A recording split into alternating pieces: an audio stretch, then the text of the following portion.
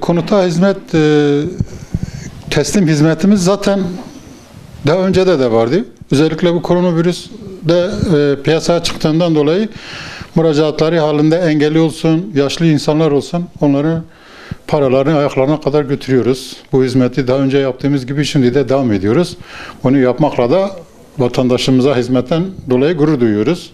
Adlarına gelen kolileri olsun, tüm hizmetleri ayağına kadar götürüyoruz.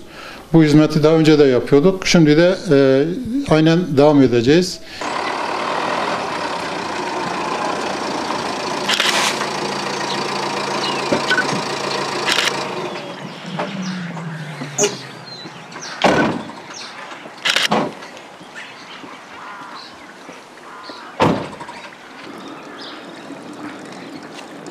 Aleykümselam.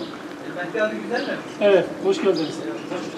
Amca ağzımızdan kayıtlı bir güzel talebimiz var da size gelemediğinizden dolayı biz getirdik size. Bir TC kimlik numaranızı isteyeceğim sizden. Kimlik alabilir miyim efendim? Hoş geldiniz. Hoş bulduk.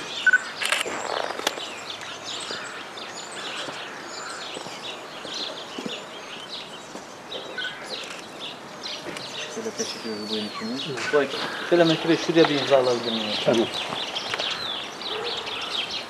Teşekkür ederim.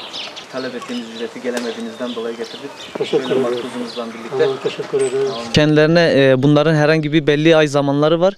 Kendileri talep ettiklerinde yaşlı veyahut da engelli olduklarından dolayı postanemize müracaat edemediklerinden dolayı biz kendilerine götürüyoruz. Kendilerine konutta teslim ediyoruz ücretlerini efendim. İşte dışarı çıkma problemleri olduğundan dolayı, kalabalıkta bulunamadıklarından dolayı postanede biliyorsunuz sürekli kalabalığın olduğu bir yer olduğundan dolayı biz kendilerine götürüp teslimatlarını yapıyoruz. Biz yaşlı olduğumuzdan dolayı dışarı çıkamıyoruz. Koronavirüs nedeniyle dışarı çıkamıyoruz.